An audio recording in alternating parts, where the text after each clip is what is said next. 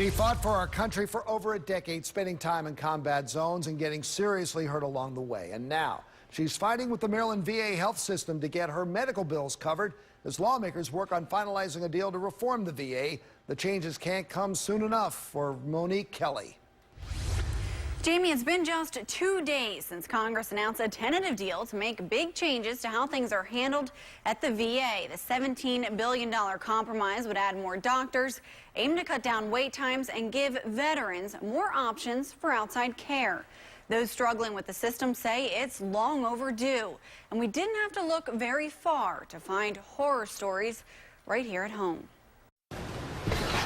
For Monique Kelly, it's not just about the long wait times for an appointment. I'm suffering so bad, and no one won't help us veterans. They delay, deny, and hope that we die.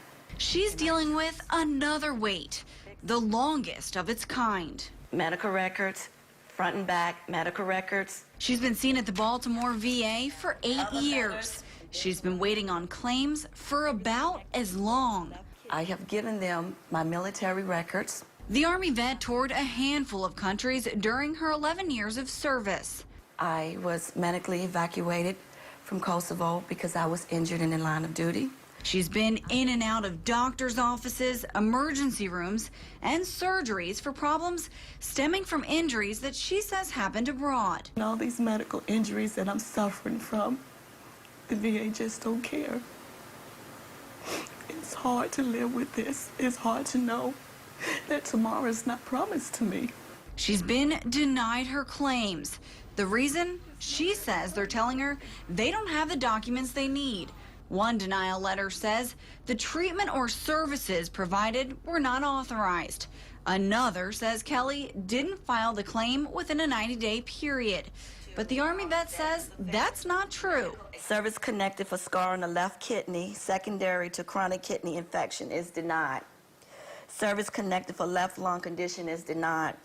The claim for service connected for chronic kidney infection remains denied because evidence submitted is not new and material. How many times have you given them copies of your medical records? At least 10 times. And they're still saying they don't have it? Yes. She keeps detailed records of each appointment, appeal, and denial. The VA again, lying, saying it's my fault again. She's reached out to lawmakers. This one here is Honorable Vincet again. Just about anything to get her case heard. I don't want to die. Following each denial, an appeal. How many appeals have you filed? At least 6 to 7 appeals on the same issue. And how many times have you been denied? All times. All times. Something Kelly calls a delay mechanism. This is just circling the wagon constantly over and over and over and not doing anything about us veterans. And it's just on a backlog. And then soon off, eventually we die off. I'm hoping that I don't have to die off before this is fixed. The VA denied multiple opportunities for an interview. I wanted to give you guys one last opportunity to respond to that on camera. Instead, they provided us with numbers that show Kelly isn't alone. Veterans who use the Baltimore VA regional office wait longer than anywhere else in the country for pending claims. On average, vets wait about 7 months to hear back. Baltimore's VA regional office also boasts the second highest percentage of backlog cases. Enough is enough for our veterans dying. Enough for me, who's sick and have to pay my own medical bills and was they depleted my medical insurance. For Kelly, an approved claim means getting the treatment needed. Me and the other veterans, we have to go countless times, day after day, month after month, year after year. But we're told it's not in your medical records. File for an appeal.